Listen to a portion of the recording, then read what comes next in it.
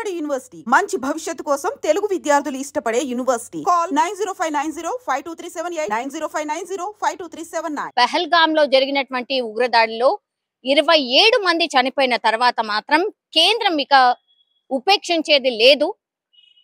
ఖచ్చితంగా పాకిస్తాన్ మీద ఉక్కుపాదం మోపాల్సిందే అని డిసైడ్ అయింది. కాబట్టే వెంటనే కీలక నిర్ణయాలు కూడా తీసుకుంది. అట్లాగే ఉగ్రవాదుల కోసం పూర్తిగా అన్ని దిగ్బంధనం అంటారు కదా, అట్లా పూర్తిగా రంగంలోకి దిగింది. అట్లాగే ఎన్కౌంటర్ కూడా జరిగినట్టుగా కొంత వార్తలు వస్తున్నాయి. అట్లాగే ఇంకోటి ప్రచారం ఏముంది అని అంటే, వీళ్ళు అంటే ఇప్పుడు మొన్న ఉగ్రదాడి చేసినటువంటి వాళ్ళు 4-5 వాళ్ళ కోసం వేట కొనసాగుతుండగా కేవలం వీళ్ళు 5 మాత్రమే కాదు, ఒక 50 గ్రూపులు ఇట్లా జమ్మూ కాశ్మీర్ ప్రాంతం మొత్తంగా, హిమాచల్ ప్రదేశ్ ఇట్లాంటి ప్రాంతాలు మొత్తంగా కూడా వీళ్ళు ఉన్నట్టుగా 50 గ్రూపులని ట్రైనప్ చేసి ఇట్లా రంగంలోకి దించినట్టుగా.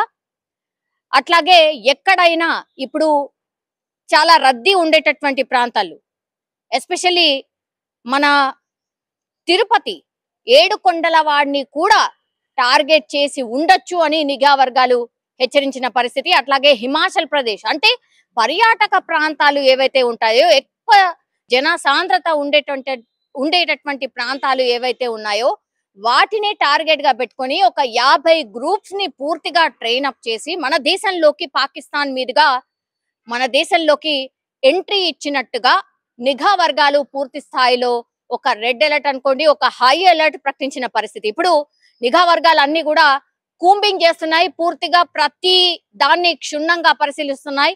మనకు తెలుసు తిరుపతి ఏడుకొండల వాడికి దగ్గరికి వెళ్ళాలంటే కూడా ఒక అంచెనో 2 అంచెలు ఉండేది, ఇప్పుడు 5-6 అంచెలు కూడా దాటుకొని వెళ్లాల్సిందే. ప్రతి వస్తువు, ప్రతి కార్ ఏదైనా సరే కొండపైకి వెళ్ళాలంటే పూర్తిగా క్షుణ్ణంగా పరిశీలించిన తర్వాత మాత్రమే ఎలౌ చేస్తున్న సిచ్యువేషన్. సో హై అలర్ట్ ఉంది పూర్తిగా భారతదేశం అంతటా కూడా హై అలర్ట్ ఉంది. ఎస్పెషల్లీ మన హైదరాబాద్ కి, అట్లాగే ఢిల్లీకి, దెన్ హిమాచల్ ప్రదేశ్ నేను చెప్పినట్టుగా అగైన్ జమ్మూ కాశ్మీర్, అట్లాగే తిరుపతి ఇట్లాంటి ప్రాంతాలను కూడా హై అలర్ట్ గా ఉంది. ఎక్కడంటే అక్కడ అడుగడుగునా కూడా ఎప్పుడు ఎవరు చెకింగ్ చేసినా సరే సహకరించాల్సిందే, చెకింగ్ మస్ట్ అన్నమాట.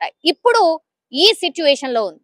నిన్ననే కేంద్రం ఒక నిర్ణయం తీసుకుంది. అది ఏంటి అని అంటే, ఇక్కడున్న వాళ్ళు అందరూ అక్కడికి అంటే మీ దేశానికి వెళ్ళిపోండి 48 గంటల్లో. ఒకటి, పాకిస్తాన్ వాళ్ళు ఇండియాలోకి ఎంట్రీ ఇవ్వాలన్నా కూడా నో మోర్ ఎంట్రీ, పాకిస్తాన్ వాళ్ళు ఇంకా ఇండియా లోపలికి ప్రవేశం లేదు.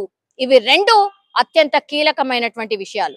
అయితే ఇక్కడ ఒక పర్సన్, ఎస్పెషల్లీ ఒక పర్సన్ గురించి మాట్లాడుతున్నారు. ఈమె పేరు వచ్చేసి సీమా హైదర్. ఈమె పాకిస్తాన్ నివాసి. యాక్చువల్లీ కొన్ని ఇయర్స్ కిందనే ఆమె భర్తను వదిలేసి, ఆమెకు 4 పిల్లలు ఆల్రెడీ. సో ఆ 4 పిల్లల్ని తీసుకొచ్చి ఇక్కడ ఆన్లైన్ గేమ్ ఆడుతూ పరిచయమైనటువంటి భారతవాసిని పెళ్లి చేసుకుందామని వచ్చింది. అప్పట్లో సంచలనమైంది.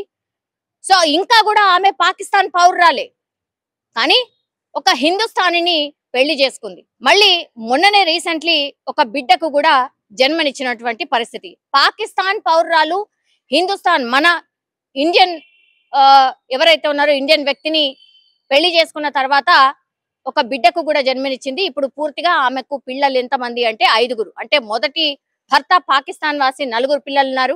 భర్తను వదిలేసి ఆమె ఇండియాకు తిరిగి వచ్చేసింది. అట్లాగే ఇక్కడ ఒక బిడ్డకు కూడా జన్మనిచ్చినటువంటి పరిస్థితి. ఇప్పుడు ఈమె వార్త పూర్తిగా ట్రెండింగ్ గా మారిన సిచ్యువేషన్. ఎందుకంటే ఇప్పుడు కేంద్రం పాకిస్తాన్ దేశం విడిచి వెళ్లిపోవాలని ఆదేశించింది. సో సీమా హైదర్ కూడా ఇప్పుడు వెళ్లిపోవాల్సిందేనా? ఎందుకంటే ఆమెకు ఇండియా పౌరసత్వం లేదు, ఆమె పాకిస్తానీ మహిళ. 48 గంటల్లో మీరు వెళ్లిపోవాల్సిందే అని చెప్పారు. కాబట్టి ఇప్పుడు సీమా హైదర్ పరిస్థితి ఏంటి? ఆమె కూడా వెళ్లిపోవాల్సిందేనా?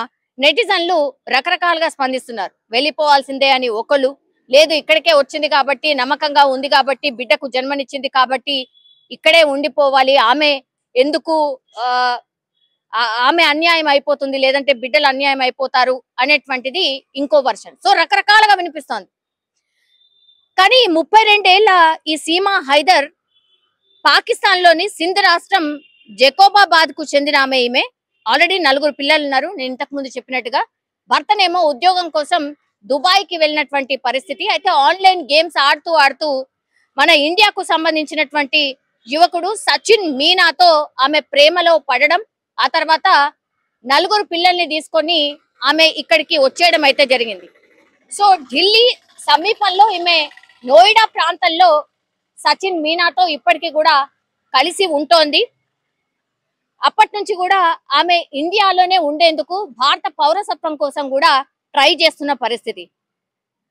అయితే ఇంతవరకు భారత పౌరసత్వం ఆమెకి లభించలేదు కాబట్టి, మరి ఆమె పాకిస్తానీ మహిళ కాబట్టి పాకిస్తానీ భర్త ఇప్పుడు ఆమె మీద ఫైట్ చేస్తున్నాడు లీగల్ గా, నా భార్యని నా పిల్లల్ని పాకిస్తాన్ కి పంపించండి అని. ఇప్పుడు కేంద్రం మరి ఏం చేయబోతోంది? ఆర్ ఇప్పుడు సీమా హైదర్ ఆమె భర్త ఎవరైతే ఉన్నాడో సచిన్ మీనా వాళ్ళు ఏం చేయబోతున్నారు? కేంద్రాన్ని ఆశ్రయించబోతున్నారా? ఏం చేస్తారు అనేది పెద్ద ఎత్తున చర్చ అయితే నడుస్తోంది. దీని మీద పెద్ద ఎత్తున డిబేట్ కూడా నడుస్తున్న సిచ్యువేషన్ అయితే కనిపిస్తోంది. కానీ ఇప్పుడు నిజంగానే సీమా హైదర్ పరిస్థితి ఏంటి? ఎందుకంటే అప్పట్లో సంచలనం క్రియేట్ అయింది. ఒక పాకిస్తానీ మహిళ భర్తను వదిలేసి ఇక్కడ ఉన్నటువంటి ఆయనతో ప్రేమలో పడి పెళ్లి కూడా చేసుకుంది అనేటువంటిది పెద్ద ఎత్తున చర్చ నడిచింది. సరే, అప్పుడు ఇట్లాంటి సిచ్యువేషన్ లేదు. పాకిస్తాన్ తోని వైరం ఉన్నప్పటికీ కూడా పాకిస్తాన్ని కొంతమేర శత్రు దేశంగా మనం భావించినా కూడా అప్పుడు ఈ సిచ్యువేషన్ లేదు. కానీ ఇప్పుడు పెహల్గామ్ లో జరిగినటువంటి ఉగ్రదాడి తర్వాత మాత్రం కేంద్రం కూడా ఒక ఖచ్చితమైన డిసిషన్ తీసుకుంది. కాబట్టి ఇప్పుడు ఏం చేయబోతున్నారు? ఇప్పుడు సీమా హైదర్ పరిస్థితి ఏంటి, వాళ్ళ ఫ్యామిలీ పరిస్థితి ఏంటి అనేది చూడాల్సిందే. నెటిజన్స్ కూడా పెద్ద ఎత్తున స్పందిస్తున్నారు. దీనిపైన మీరు కూడా స్పందించాల్సిందిగా కోరుతున్నాం. మీ కామెంట్ కూడా తెలియజేయాల్సిందిగా కోరుతున్నాం. ఎందుకంటే ఆమె పాకిస్తాన్ మహిళ, భారత్ కి సంబంధించిన అతన్ని మ్యారేజ్ చేసుకుంది. ఇక్కడ కూడా ఆమెకు ఒక బిడ్డ కూడా జన్మించిన పరిస్థితి. ఇప్పుడు పాకిస్తాన్ ఆమెనా లేదంటే ఇండియా ఆమెనా? మీ కామెంట్ కూడా తెలియజేయాల్సిందిగా కోరుతున్నాం.